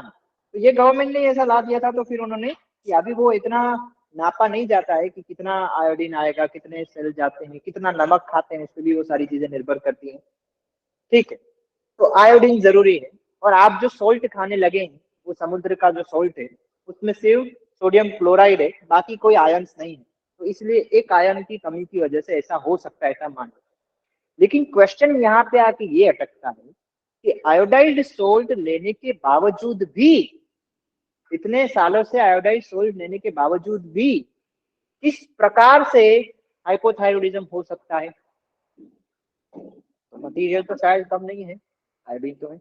अभी उसके बाद रिसेंटली कुछ ही सालों में ऐसे भी रिसर्च हुए हैं कि नेचुरल फूड में भी आयोडीन तो है, सारे नेचुरल फूड्स में भी आयोडीन है। और वो आयोडीन खाने के लिए आपको ऐसा नहीं है कि कोई स्पेसिफिक फूड खाना है, आप कुछ भी खाएंगे, कुछ भी, कोई भी फ्रूट, कोई भी वेजिटेबल खाएंगे तो उसमें कम ज्यादा मात्रा में आपको थोड़ा बहुत आयोडीन तो मिल जाएगा। और आप सोचिए कि 1 लाख एटम, शायद 5 राउंड होते हैं, या 1 लाख एटम्स में से 1 लाख NaCl में से एक में आयोडीन का एक एटम आता है, तो वो कहाँ आपको बहुत ज्यादा दे रहा है सोल्ट, जो आप आयोडाइज सोल्ट लेते हैं। तो आयोडीन वैसे फ्रूट्स वेजिटेबल में भी है, वो हमारे, अगर हम आयोडाइज सोल्ट ले रहे हैं तो उसमें भी है। तो मटेरियल की तो कमी शायद नहीं है, और जिस चीज की कमी है वो क्या है? एनर्जी की। और एनर्जी की कमी है तो आगे के 2 सेशंस आपने अटेंड किए हैं, तो आपको जवाब उसका मिल गया है कि वो सॉल्व कैसे करना है, क्या डाइट और लाइफस्टाइल में चेंजेस लाने हैं कि हम हमारी इस लिविंग एनर्जी को, इस वाइटलिटी को बढ़ा सकें, क्या क्या हमें करना है, वो सब आपको वहां पे पता चल गया। इसी चीज को मैं थोड़ा और जस्टिफाई कर सकता हूँ एक एग्जांपल से। सॉरी फॉर इंटरप्टर, तो सेंधा नमक या रॉक सॉल्ट खाना चाहिए? कौन पूछे थे? जलपाबेन। हाँ, ये ना पर आइए छे, ओके, उस पे आते हैं, आयोडाइज सोल्ट खाना चाहिए कि नहीं खाना चाहिए। अभी देखिए, अगर मैं क्लासिकल नेचुरोपैथी की बात करूं तो उसमें तो सॉल्ट ही नहीं खाना है, सामुद्रिक सॉल्ट खाना ही नहीं है, ऐसी बात है।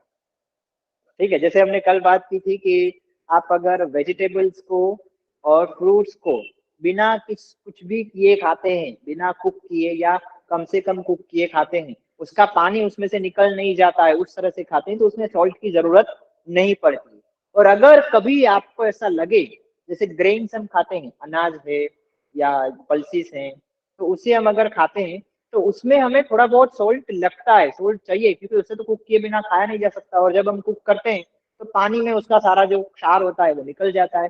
तो ऐसे केस में यदि आप सोल्ट यूज करते हैं तो आप रॉक सोल्ट को, आप जो सॉरी सेंधेव नमक को यूज कर सकते हैं। सेंधेव नमक को यूज इसलिए करना है कि उसमें हर प्रकार के मिनरल्स, सिर्फ सोडियम नहीं, सिर्फ क्लोराइड नहीं, उसमें हर प्रकार के मिनरल्स हैं, और वो भी कम मात्रा में करना है। उतना नहीं करना है जितने आपकी जीभ का टेस्ट है, क्योंकि आपकी जीभ का टेस्ट खारा बना दिया है, एकदम नमकीन बना दिया है रेगुलर यूज ऑफ सॉल्ट ने। तो कई लोग क्या करते हैं कि सॉल्ट को स्विच कर लिया, लेकिन जहाँ पे वो जो व्हाइट नमक है वो थोड़ा सा पिंच जितना यूज होता था, वहां पे सेंधा नमक वो पूरी चम्मच डाल के यूज करते, तो वो एडवाइजेबल नहीं है। तो सोल्ट का यूज इस तरह से करना है। ठीक है, हम एनर्जी की बात कर रहे थे कि lowered energy is the main cause, lowered vitality is the main cause in nowadays generation की जो हाइपोथायरॉयडिज्म में रिजल्ट होता है। और इसलिए इस लोअर एनर्जी वाले केस में हमें लाइफस्टाइल को करेक्ट करना है जहाँ पे एनर्जी बचे। मैं इसका एक एग्जांपल देने वाला था, मैं कह रहा था कि इसको मैं थोड़ा और जस्टिफाई कर सकता हूँ बाय सम रिसर्च पेपर्स और बुक्स, जिसमें स्पष्ट शब्दों में कहा है कि थायराइड का एक टाइप बताया गया, थायराइड का एक टाइप बताया गया है कि जो शरीर में बाकी गंभीर बीमारियों की वजह से आपके बॉडी में थायराइड होता है, ऐसा पता। शरीर में बाकी गंभीर बीमारी है, यानी इसका मतलब क्या है, सीधी सी बात है कि शरीर में कोई पेंडिंग वर्क है, कोई पेंडिंग काम। जहां जब तक वो कोई पेंडिंग काम में फंसा है तब तक बाकी सारी चीजें क्या होंगी, कॉम्प्रोमाइज होंगी। और एक पेंडिंग काम खत्म नहीं हो रहा है, उसका मतलब क्या है, वो काम खत्म क्यों नहीं हो रहा है, क्योंकि वो काम करने के लिए उसके पास सफिशिएंट एनर्जी नहीं। तो ये सीधा उसका एग्जांपल आ गया।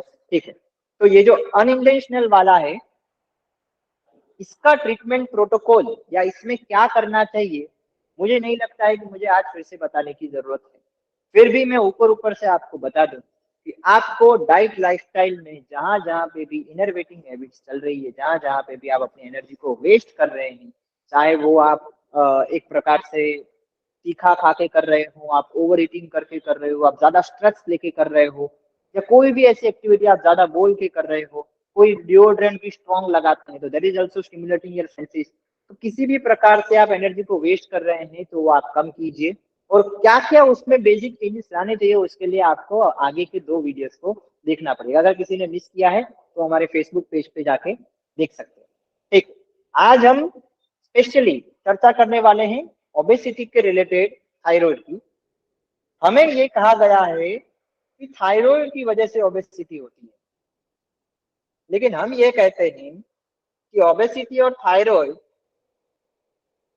ज्यादातर यंग केसेस में उन दोनों की वजह एक ही, if that person is not degenerate, अगर उसमें डीजेनरेशन नहीं हो रहा है ना, जैसे हमने कहा ना, डीजेनरेशन कब होगा, जब न्यूट्रिशन सही से नहीं होगा। न्यूट्रिशन सही से कब नहीं होगा, जब उसमें इनरवेटिंग हैबिट बहुत ज्यादा होगी। तो वो बहुत इनरवेटिंग नहीं होगा और उसके बावजूद भी उसमें थायराइड देखा जाएगा तो वो होगा इंटेंशनल वाला, and that will cause obesity. क्यों ओबेसिटी? क्योंकि उसका यहाँ से बिहेवियर ही हो गया है लेजीनेस का, बस पड़े रहना है, बस रिलैक्स रहना है, बस कुछ करना नहीं है। कुछ करना नहीं यानी कम से कम एनर्जी का इस्तेमाल करना। लेजीनेस जो हम यहाँ से कहते हैं, जो बिहेवियरली जो लेजीनेस है, उसका अर्थ क्या है कि एक्टिवली मुझे कुछ नहीं करना, या मैं करूंगा तो मैं कम से कम चीज करूंगा। हम कहते हैं ना स्मार्ट वर्क, हम हार्ड वर्क करने वाली जनरेशन नहीं, हम स्मार्ट वर्क करने वाली जनरेशन। तो वो जब एटीट्यूड होने लगता है, वो जब नेचर बनने लगता है, वो हमारा जब स्वभाव बनने लगता है, तो हमारा हर सेल जो है उसका एक प्रकार से जो कार्य होना चाहिए वो होता नहीं है। और कार्य होता नहीं है तो क्या होता है भी हम, और सामने ऑन अदर हैंड हम खाना तो चालू ही रखते हैं, खाना चालू रखते हैं तो वो स्टोर होता है।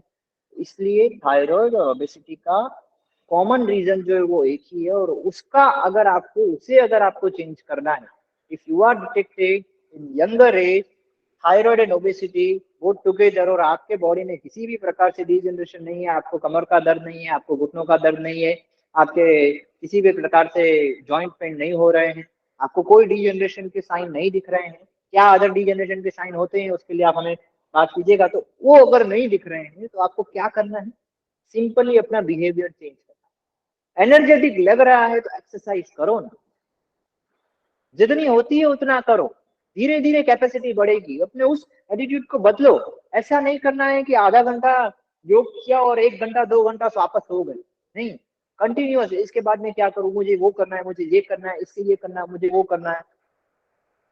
तो ये बिहेवियर जब आएगा ना, तब आपके, और ये बिहेवियर लाने के लिए आपको तब करना पड़ेगा, आपको खुद को हार्ड वर्क करना पड़ेगा। ओबेसिटी के केसेस में क्यों ऐसा होता है कि कुछ लोगों में वेट बहुत इजीली कम हो जाता है, इजीली बढ़ जाता है, और कुछ लोगों के केस में वेट कम ही नहीं होता है? क्यों ऐसा होता है? क्योंकि उसमें एक जेनेटिक बिहेवियर बहुत बड़ा रोल प्ले करता है। ये बात छूट गई, ये जो T3 T4 है ना, ये किसी सेल में डायरेक्टली जाके काम नहीं करता है, ये जीन्स के ऊपर काम करता है। यानी जेनेटिक मॉडिफिकेशन में T3 T4 का बहुत बड़ा रोल है। अगर आपकी एक्टिविटी कंटिन्यूअसली एक प्रकार की चल रही है तो उसमें फिर T3 T4 उस प्रकार से आएंगे, और अगर आपकी एक्टिविटी बहुत कम लेवल पे चल रही है, लोअर ग्रेड पे चल रही है, नहीं चल रही, तो उसमें फिर T3 T4 कम आएंगे। T3 T4 बढ़ने से आपकी एक्टिविटी नहीं बढ़ती है, ऐसा बिल्कुल नहीं है। और अगर ये हो रहा है तो ये सिम्टमेटिकली हो रहा है। जैसे हमने कुछ आगे के सेशंस में ये चर्चा की थी कि विटामिन भी, जैसे B12 और D3 जैसे विटामिन है जो आपके जॉइंट मूवमेंट में, जो आपके फिजिकल एक्टिविटी में बहुत इंपॉर्टेंट है, तो वो हार्मोन्स भी आपका बॉडी कई बार, वो विटामिन भी आपका बॉडी कई बार इंटेंशनली कम करता है ताकि आपको फिजिकली वीकनेस लगे। वीकनेस लगेगी तो जो एनर्जी कंजर्व होगी वो शरीर में अंदर कहीं हीलिंग में यूज होगी। लेकिन हमें वीकनेस लगती है तो हम क्या करते हैं, भाई बॉडी में क्या कम है, ठीक है ये कम है तो ये बाहर हो देंगे। तो वो सिस्टम, वो जो एटीट्यूड है वो बहुत गलत है। हम बात कर रहे थे जेनेटिक बिहेवियर की। T3 T4 का डायरेक्ट रिलेशन सेल के साथ नहीं है, लेकिन वो जेनेटिक बिहेवियर के साथ रिलेशन होने की वजह से सेल में वो उसकी इफेक्ट आती है। और इस जेनेटिक बिहेवियर को हम चेंज कर सकते हैं। जेनेटिक बिहेवियर ओबेसिटी के केस में कैसे, या हाइपोथायरॉयडिज्म के केस में वो कैसे पता चलता है, हम उसकी थोड़ा 2-3 एग्जाम्पल लेते हैं। एक बच्चा है, जेनेटिक बिहेवियर को समझने के लिए मैं एग्जांपल दे रहा हूँ। एक बच्चा है, दो बच्चे जो अलग अलग घर में बड़े हो रहे हैं। एक घर ऐसा है कि जो फाइनेंशियली हर तरह से स्टेबल है, जो पहले के समय में उनके उनके फादर्स या उनके ग्रैंडफादर्स थोड़ी फाइनेंशियल अप्स एंड डाउन में से गुजर गए थे, तो इसलिए उन्होंने बचपन से अपने बच्चे को सिखाया कि कुछ भी हो जाए आपको सेविंग करनी है, आपको पैसे बचाने हैं, आपको पैसे बनाने हैं। अगर 100 रुपए कमा रहे हो ना तो 10 रुपए से ज्यादा खर्च नहीं करना है, 90 रुपए तो बचाने ही बचाने हैं। तो ये कब से समझाया जा रहा है, जब से उन्हें पॉकेट मनी दी जा रही है कि 10 रुपए दी जा रहे हैं तो आप उसमें से 9 रुपए बचाएंगे, ज्यादा से ज्यादा 1 या 2 रुपए खर्च करेंगे। तो ये एटीट्यूड उनका, जिस प्रकार की परवरिश में वो बड़े हो रहे थे, इस प्रकार का एटीट्यूड उनका बनता था। फिर उस व्यक्ति के पास अगर बहुत सारे भी पैसे होंगे ना तो भी वो बहुत कम यूज करेगा और ज्यादा से ज्यादा बचाएगा। ऑन अदर हैंड एक लड़का ऐसा है कि जिनके पेरेंट्स से, जिनके ग्रैंड पेरेंट्स ने, ऐसा नहीं है कि वो बहुत लग्जरी में जिए थे, उनके पास बहुत पैसा था, लेकिन सभी ने उनको, उस बच्चे को बचपन से यही परवरिश थी, यही समझाया कि खाओ पियो और मौज करो, कोई जरूरत नहीं है, आज है तो आज यूज कर लो, कल जरूरत होगी तो कल आ जाएगा, कल जितना होगा उतने में जिएंगे, आज जितना उतने में जी लो, ठीक है, कल की परवाह क्यों करो। वो ऋणम कृत्वा धृतम दिवेद जैसा एटीट्यूड। हाँ, तो उस व्यक्ति को, वो अगर लाख रुपए भी कमाएगा ना, उसके पास एक दिन लाख रुपए भी आ जाएगा तो वो दूसरे दिन उसके पास कुछ नहीं होगा। ये उसका एक प्रकार का बिहेवियर। अभी इन दोनों प्रकार के बच्चों को अपना बिहेवियर चेंज करना होगा तो बहुत मुश्किल होगी, लेकिन हो सकता है, इम्पॉसिबल नहीं। इसी प्रकार से हमारे जीन्स का भी बिहेवियर बनता है। कंटिन्यूअसली एक ही प्रकार का बिहेवियर जब सेल्स करते हैं ना, तो सेल्यूलर लेवल पे जेनेटिक बिहेवियर मॉडिफाई होता है। और ये हमने देखा है, जिन लोगों का वेट जेनेटिकली बड़ा है, यानी जिनके ग्रैंडफादर, जिनके फादर, जिनकी मदर साइड, जिनके फादर साइड, जिनके पूरी फैमिली में वेट ज्यादा होता है, उनका खुद का बचपन से बिल्ड जो है वो एकदम गोलू मोलू जैसा है या वेट ज्यादा है। In such cases also, if that person decide, वो व्यक्ति अगर डिसाइड करता है, वो खुद डिसाइड करता है कि मैं कुछ भी हो जाएगा अपने सेल्स का बिहेवियर चेंज करूंगा, उसके लिए उसे अपना बिहेवियर चेंज करना है, हर बाउंड्रीज को तोड़ के बाहर निकलना है, हर डिपेंडेंसीज को छोड़ना है, तब आप इस चीज को कर सकते हैं। मना नहीं कर रहे हैं सोने के लिए, जब थकावट लगती है तब फोन बोन सारी चीजें छोड़ के सो जाओ, उतना थको कि बिस्तर में पड़ते ही आंखें बंद हो जाएं और नींद आ जाए, लेकिन उस हद तक अपना वर्कआउट करो, उस हद तक अपने आप को कंट्रोल करो हर चीज में। और ये पॉसिबल है, ये हो सकता है। हमने बहुत सारे केसेस ऐसे देखे हैं कि हो सकता है, और कई केसेस ऐसे होते हैं कि जिनमें थोड़ा बहुत डाइट कंट्रोल करने से ही वजन कम हो जाता है, तो वो वजन जो है वो ओबेसिटी वाला या वो जेनेटिक बिहेवियर वाला वेट नहीं होता है, वो टॉक्सिक वेट होता है, उनकी बॉडी में कचरे का वेट होता है, इस प्रकार से मैं ऐसा कह सकता हूँ। So if we work on genetic behaviour, if we work on our own conscious behavior, if we work on our lifestyle that way, जहां पे सेलुलर मेटाबॉलिज्म बढ़े, कैसे बढ़ेगा, एक्टिविटीज में बढ़ेगा, ज्यादा एक्टिव होंगे तो ज्यादा बढ़ेगा। तो अपने आप को बिजी रखो, अपने आप को स्पोर्ट्स में इन्वॉल्व करो, अपने आप को हर प्रकार की फिजिकल एक्टिविटी में इन्वॉल्व करो। और ऐसा नहीं है कि समय गिन के बताना है कि सर मैंने 2 घंटे जो है वॉकिंग किया। मैंने बोला वॉकिंग करने से क्या फर्क पड़ता है, क्या होता है, आप 10 मिनट भी रनिंग करोगे ना तो वो आपके लिए ज्यादा अच्छा है। In such case where you want to modify your genetic behaviour, you have to change your own behaviour. धीरे धीरे वॉक करने से क्या है, धीरे धीरे नहीं, फास्ट 10 मिनट स्प्रिंट से भागो, भागो, थक गए तो फिर धीरे चलो, फिर वापस भागो, फिर वापस धीरे चलो, फिर वापस भागो, फिर वापस धीरे चलो। सफाई भी कर रहे हैं, जैसे मैं कई बार देखता हूँ हमारे घर पे भी कई लोग होते हैं जो फटाफट फटाफट काम कर देते और आधे घंटे में वो काम अच्छी क्वालिटी से, ऐसा नहीं जैसा जैसा, अच्छी क्वालिटी से वो काम खत्म हो गया।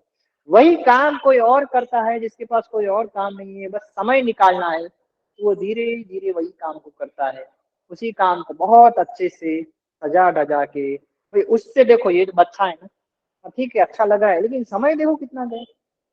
और समय तो ठीक है, लेकिन आपका जेनेटिक बिहेवियर वहां पे क्या हो रहा है, it is degrading not upgrading. वो कम एनर्जी को यूज कर रहा है, वो कम मेटाबॉलिज्म उसका कम होता जा रहा है।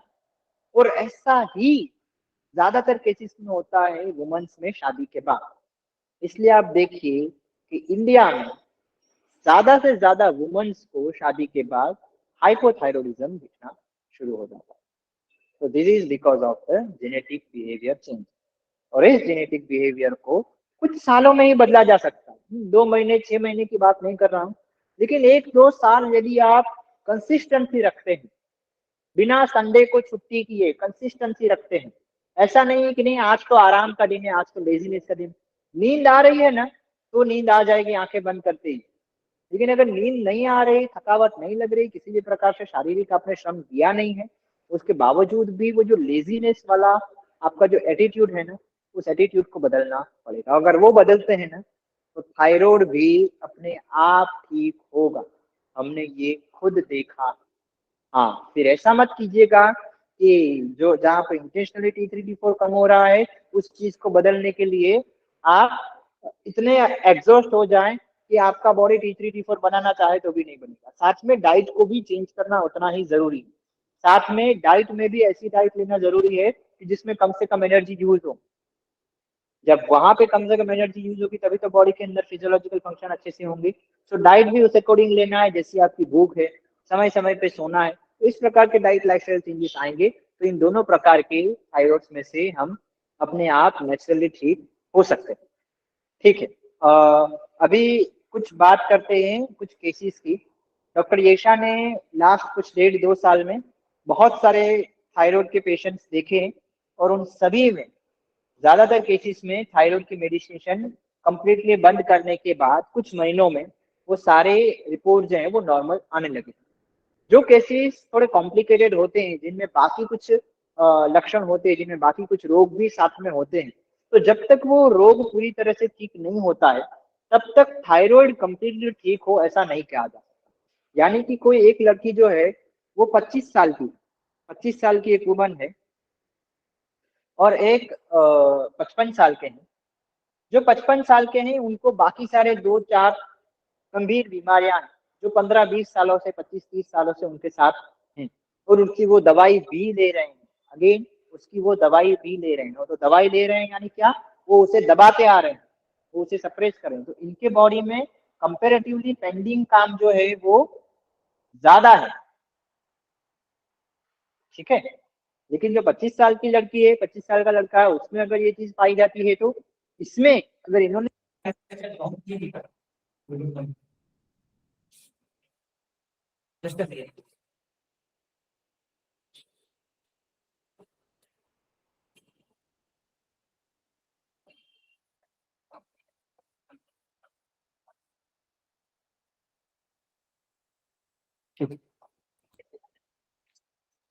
तो ऐसे केस में जहाँ पे उम्र कम है और उनकी डाइट लाइफस्टाइल बहुत ज्यादा डिस्टर्ब नहीं हुई थी और इनरवेटिंग हैबिट जो है वो कुछ सालों से चल रही थी लेकिन बाकी कोई गंभीर रोग नहीं हुआ था, तो ऐसे केस में विद इन अ ईयर या within 6 month, next to next within a year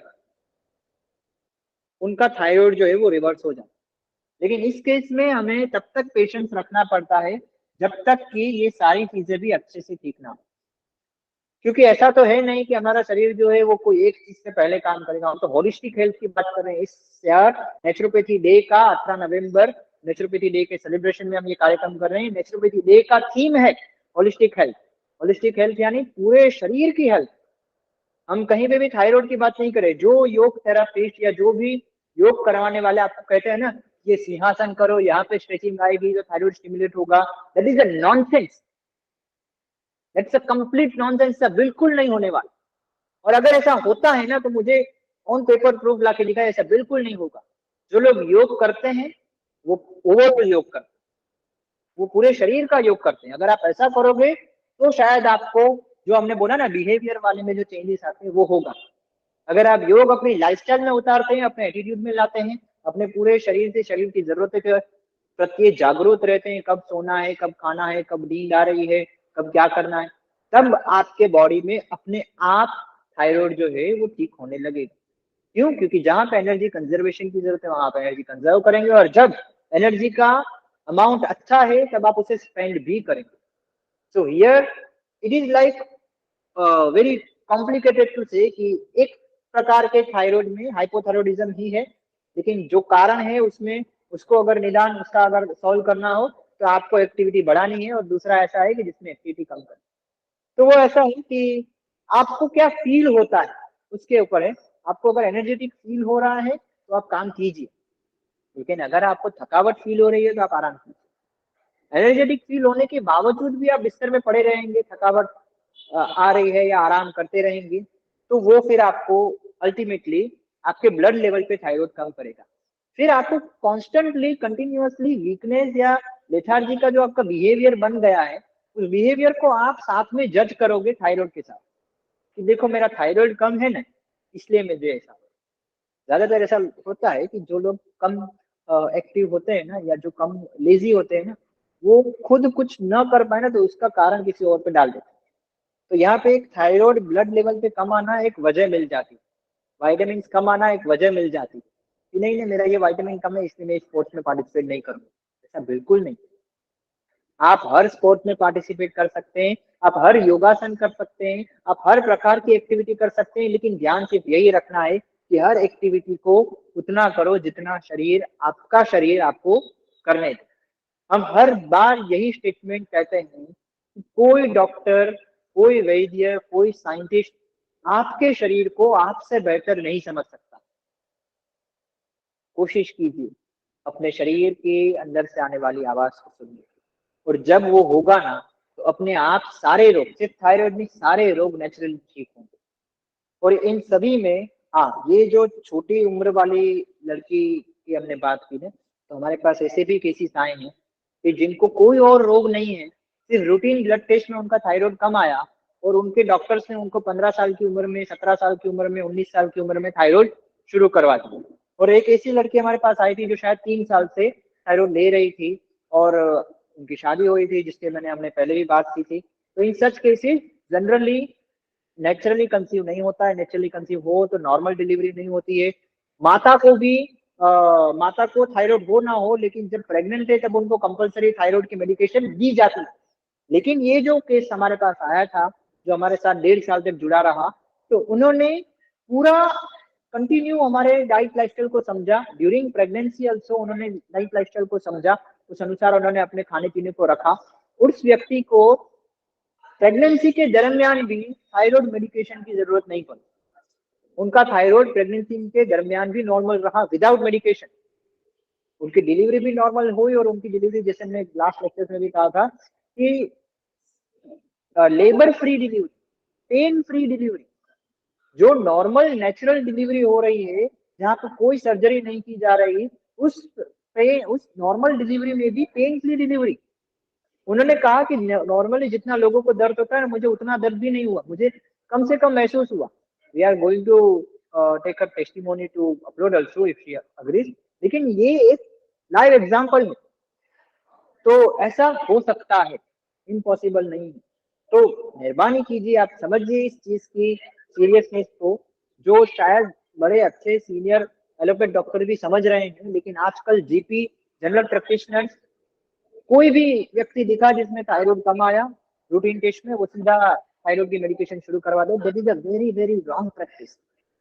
जैसे डॉक्टर येजा ने कहा कि थायराइड मेडिकेशन शुरू करवाने के बाद 25 में से 50 नैनोग्राम, फिर उसके बाद 100 तक लेके गए, 100 के बाद 125 पे लेके गए। हाईएस्ट डोज देने के बाद भी जब वो कंट्रोल में नहीं आता है ना, तब वो बोलते हैं पेशेंट को कि थोड़ा बहुत डाइट लाइफस्टाइल पे काम करो, थोड़ा वजन कम करने पे काम करो, थोड़ा लाइफस्टाइल को सुधारो, तो वही काम बनेगा। अरे लाइफस्टाइल को ही सुधारना था तो सबसे पहले उस पर काम क्यों नहीं किया?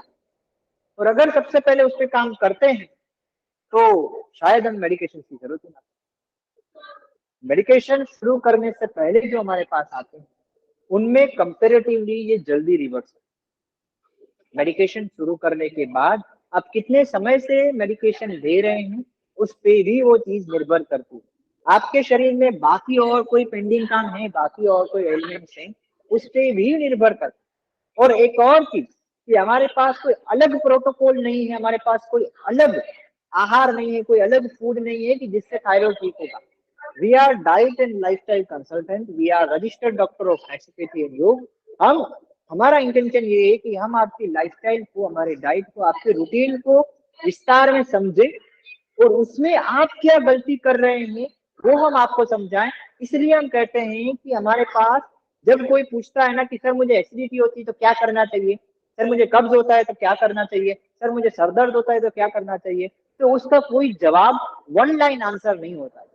वी हैव टू से कि हमें आधा एक घंटा आपके साथ बैठना पड़ेगा, हमें डिस्कस करना पड़ेगा, हमें समझना पड़ेगा कि आप अपनी लाइफस्टाइल में कहाँ गलती कर रहे हैं।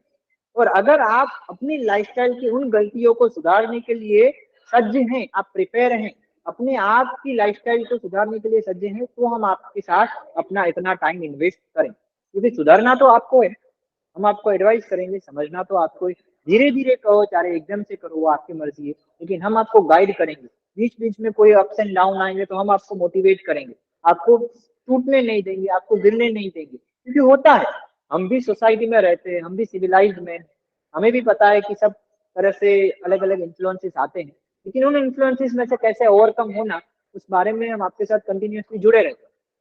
तो इसीलिए हम पैकेजेस प्रपोज करते हैं, instead of suggesting instead of taking consultation wise payment, हम लोगों को कहते हैं कि नहीं आप एक साथ भरिए तो आपकी कमिटमेंट रहेगी, इट्स ओनली फॉर कमिटमेंट। तो ये आज के हम मुद्दे यहाँ पे समाप्त करते हैं। किसी को कोई भी प्रश्न हो तो वो पूछिए, तो हम सिर्फ उन प्रश्नों पे आज अभी चर्चा करेंगे। आज हमारे पास समय है तो हम 15-20 मिनट प्रश्नों पे बात कर सकते हैं।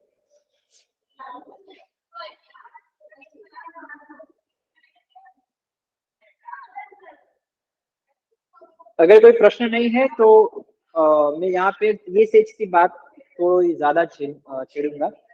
TSH जो है थायराइड स्टिमुलेटिंग हार्मोन, ये जैसे कि हमारा ब्रेन है, तो ब्रेन में एक हाइपोथैलेमस करके ग्लैंड होती है, उसमें से पिट्यूटरी को सिग्नल जाता है। पिट्यूटरी इज मास्टर ग्लैंड, और वो पिट्यूटरी जो है वो हर प्रकार की ग्लैंड को सिग्नल देती है, भाई तुम अपना काम बढ़ाओ, तुम अपना काम कम करो। तो ये पिट्यूटरी जो है, ये जो गले में से जो थायराइड ग्लैंड है, उस थायराइड ग्लैंड को ये स्टिमुलेट कैसे करती है, तो पिट्यूटरी ब्लड में TSH छोड़ती है, थायराइड स्टिमुलेटिंग हार्मोन। और ये TSH जो है ये थायराइड की तीनों हार्मोन को बढ़ाता है, और कैल्सिटोनिन, T3, T4 और कैल्सिटोनिन। तो यहाँ पे ये चीज समझने की जरूरत है कि जब कैल्सिटोनिन की जरूरत बढ़ेगी ना, तब भी T3, T4 के साथ T4 के साथ TSH को, सॉरी, कैल्सिटोनिन की जरूरत बढ़ेगी तब भी TSH को बढ़ाया जाए। यानी आपके ब्लड लेवल पे फ्री कैल्शियम कम हो जाएगा। कैल्सिटोनिन का काम है ब्लड लेवल पे कैल्शियम को बनाए रखना, कम करना। सॉरी, कैल्सिटोनिन का काम है ब्लड लेवल पे कैल्शियम को कम करना। तो फ्री कैल्शियम जब बढ़ जाएगा तब कैल्सिटोनिन की जरूरत पड़ेगी। ये आपके बोन्स को थोड़ा हार्ड करेगा, कैल्शियम को ब्लड में से लेके बोन्स में लेके जाएगा, उसे थोड़ा स्ट्रॉन्ग बनाएगा। तो जब कैल्सिटोनिन की जरूरत पड़ेगी तब भी ये होगा। यानी आपके बॉडी में जब कैल्शियम मैकेनिज्म भी डिस्टर्ब हो रहा है तब भी TSH बढ़ सकता है। या आप कैल्शियम की मेडिसिन ले रहे हैं, अलग से। समझ रहे हैं मैं क्या बोल रहा हूँ? आप रेगुलर बेसिस पे कैल्शियम की कोई मेडिसिन ले रहे हैं, सप्लीमेंट्स ले रहे हैं, तो भी आपका TSH बढ़ा हुआ आ सकता है। तो रिपोर्ट्स में सिर्फ TSH बढ़ा हुआ आए उससे आप नहीं कह सकते कि आपको थायराइड है। You have to find out, you have to understand your diet lifestyle also. आपको लेजीनेस लग रही है या वीकनेस लग रही है वो आपको समझना है। इज इट वीकनेस और इज इट लेजीनेस? वीकनेस क्या है आप बहुत अच्छे से समझिए इन दो शब्दों को। वीकनेस क्या है? Early tiredness is weakness. आप काम करना शुरू करो और काम करते करते जल्दी थक जाओ। कैसे थको? Physically, not mentally. फिजिकली थक जाओ तो वो वीकनेस। वो हो सकता है जब आपके बॉडी में एनर्जी कम हो तब। दूसरा है टायर्डनेस, दूसरा है लेजीनेस, फटीग, मेंटल लथार्जी जिसे हम कहते हैं। तो वो क्या है कि काम शुरू करने से पहले ही या काम शुरू ही किया है इसी एटीट्यूड की सी, यार क्या करना पड़ रहा है, क्यों करना पड़ रहा है, बस जल्दी फटाफट खत्म हो। That is laziness. काम शुरू करने से पहले ही आपको एक प्रकार का नेगेटिव फीलिंग है उस काम के प्रति, या आपको करने का एटीट्यूड नहीं है, दैट इज लेजीनेस। लेकिन आपका वो एटीट्यूड है कि नहीं नहीं मुझे करना है, मुझे करना है, मुझे करना है।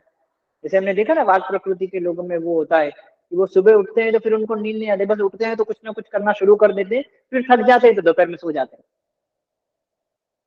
या दोपहर में बिस्तर पे लेट जाते हैं। तो दैट इज टायर्डनेस।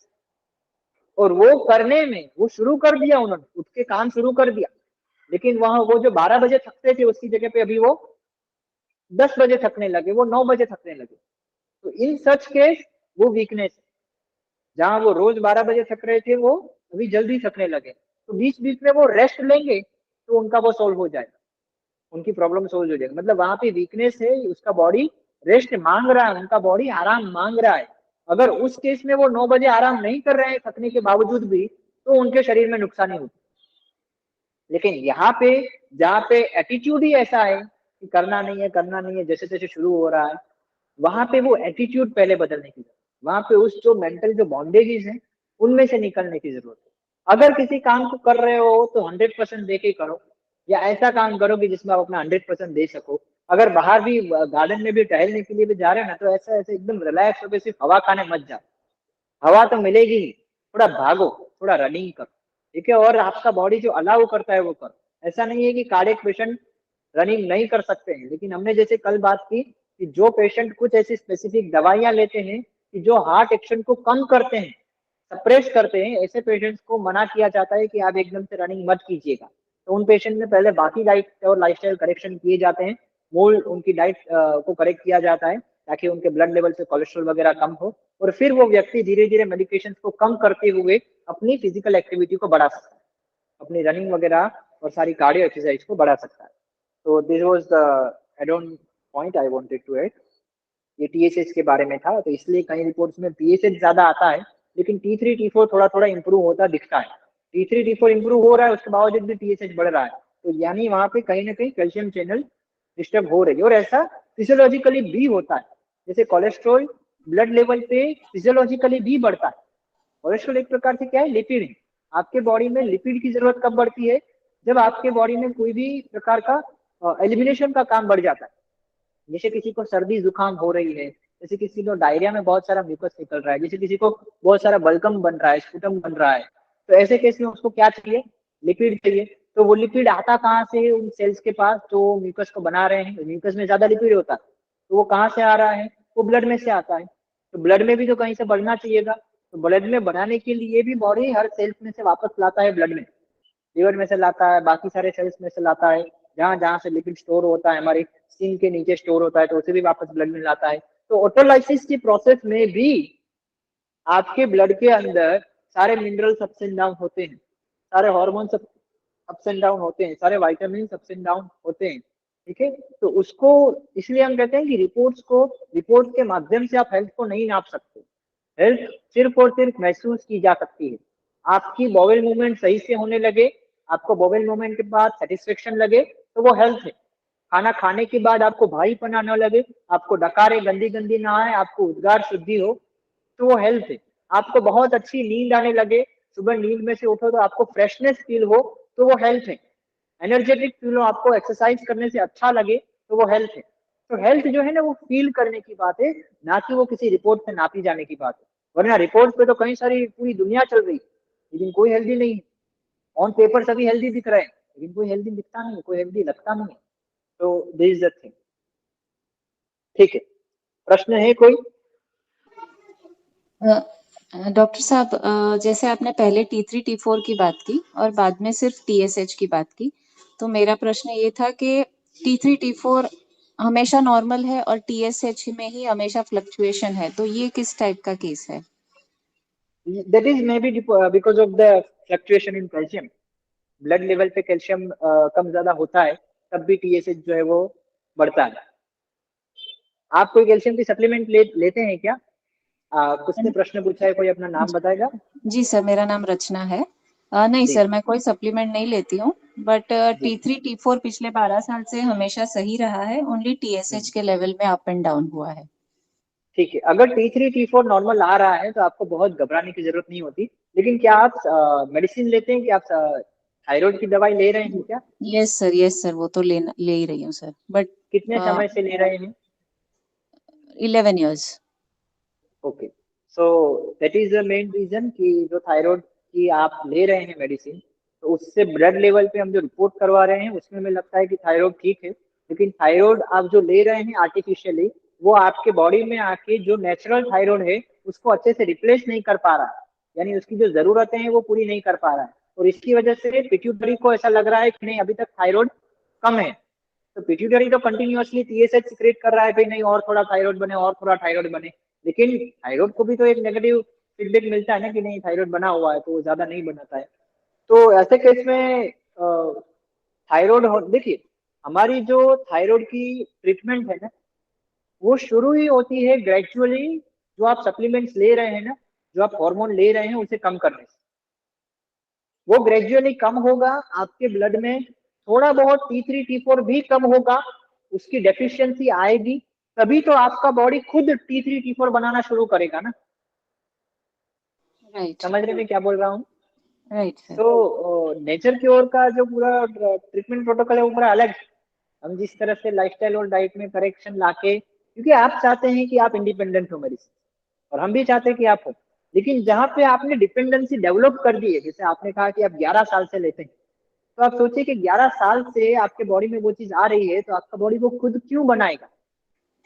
राइट ठीक है, तो वो एक अलग चीज है, उसे हमें समझना पड़ेगा। और आपके केस में आपकी जो भी एज है या आपकी जो भी लाइफस्टाइल है, उसमें क्या गलतियां हैं, क्या गड़बड़ है, वो समझने के लिए हमें थोड़ा पर्सनली बैठना पड़ेगा।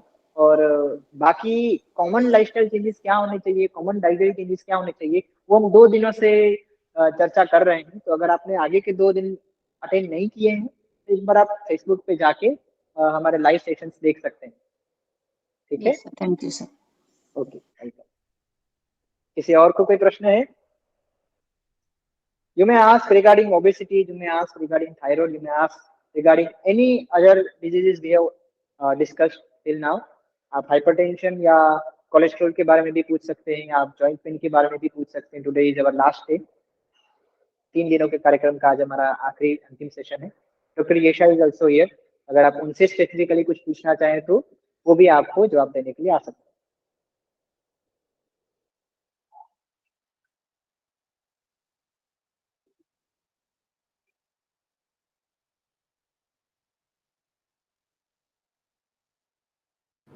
Hello doctor, good morning. जी जी। डॉक्टर, अगर ना कॉफी जैसे पीते हैं तो उससे भी कोलेस्ट्रॉल बढ़ता है? आप है ना इनडायरेक्ट क्वेश्चन पूछते हैं हमेशा। आपकी तरफ से वो डायरेक्ट क्वेश्चन है, लेकिन कोलेस्ट्रॉल हमारे बॉडी का एक नेचुरल सब्सटेंस है, आप ये समझ। जैसे मेरे शरीर में कार्बोहाइड्रेट होना चाहिए ना, जैसे मेरे शरीर में प्रोटीन होना चाहिए, वैसे ही कोलेस्ट्रॉल हमारे शरीर का एक नेचुरल सब्सटेंस है। अभी वो नेचुरल सब्सटेंस हमारे ब्लड लेवल पे नॉर्मली बना रहे, नेचुरली बना रहे, जितना उसकी जरूरत है उतना वो बना रहे, वो जो प्रोसेस है वो न्यूट्रिशन की प्रोसेस के अंतर्गत होता है। हॉर्मोन्स को एक लेवल पे बनाए रखना, एंजाइम्स को बनाए रखना, cholesterol is also a kind of nutrient, वो भी एक प्रकार का पोषक तत्व है, तो उसका भी प्रमाण बना रहे, वो काम हमारे बॉडी में न्यूट्रिशन प्रोसेस के अंतर्गत होता है। और न्यूट्रिशन की प्रोसेस डिस्टर्ब होती है जब मटेरियल्स कम होते हैं या एनर्जी कम होती है। यदि आपकी बॉडी में कोई चीज बढ़ रही है बहुत ही एक्सेस, तो हो सकता है कि वो ब्लड में आके ज्यादा एक्यूमुलेट हो। देखो, एक ये चीज हो गई। दूसरी चीज हो गई कि जब आपके बॉडी में एनर्जी कम है,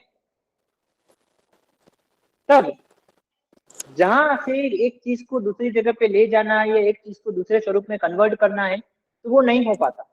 इस एनर्जी को आप आयुर्वेद की टर्मिनोलॉजी में समझेंगे तो वो दो हो जाएगा, एक हो जाएगा वात और एक हो जाएगा पित्त। कफ इज द बिल्डिंग मटेरियल, ठीक है। तो कफ जो है वो समझिए आपका कोलेस्ट्रॉल है, लेकिन उसे एक स्वरूप में से दूसरे स्वरूप में बदलना है, तो ट्रांसफॉर्मेशन का काम कौन करेगा? पित्त करेगा, फॉर्म चेंज करेगा। और ट्रांसपोर्टेशन, एक जगह से दूसरे जगह पे ले जाने का काम कौन करेगा?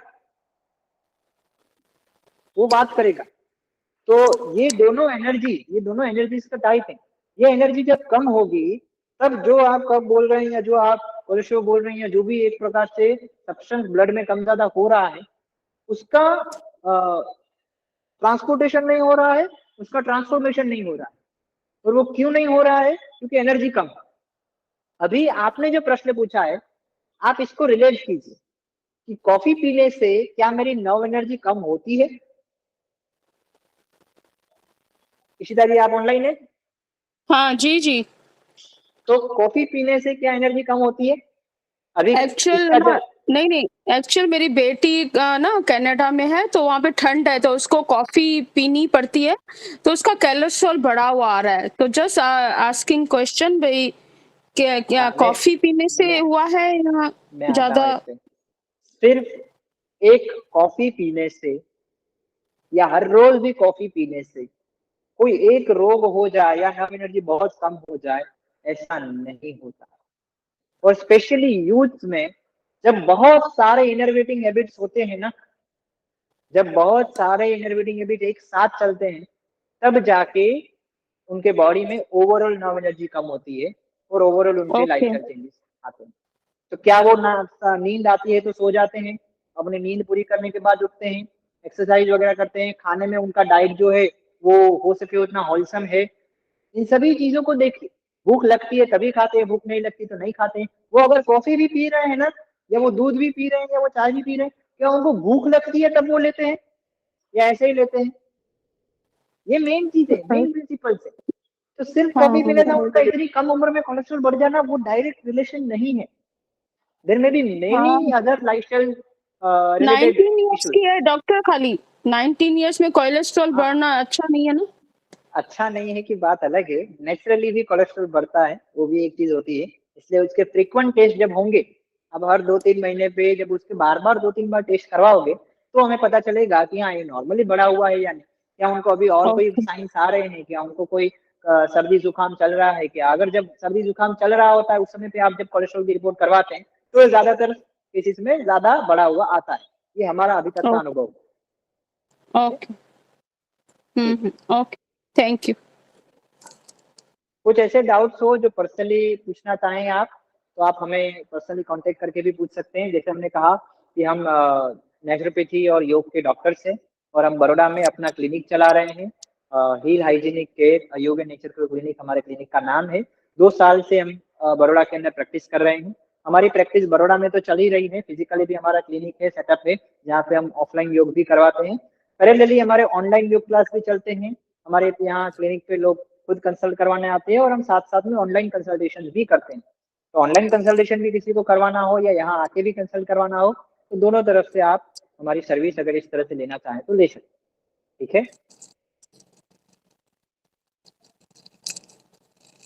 ठीक है। कल हमने चार्जेस के बारे में, डिस्काउंट की बात की थी।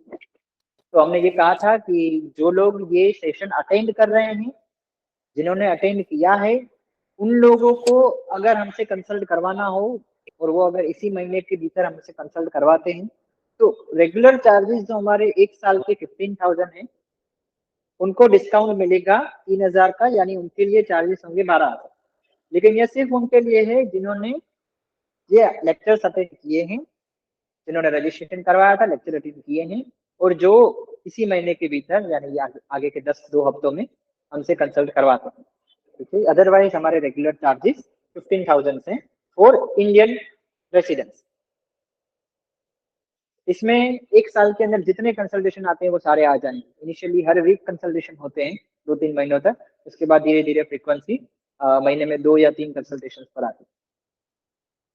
ठीक है, अगर कोई प्रश्न नहीं है तो आज हम यहाँ पे हमारा सेशन खत्म करते हैं। हमारे 3 दिन का कार्यक्रम यहाँ पे खत्म हुआ। आप सभी का बहुत बहुत आभार।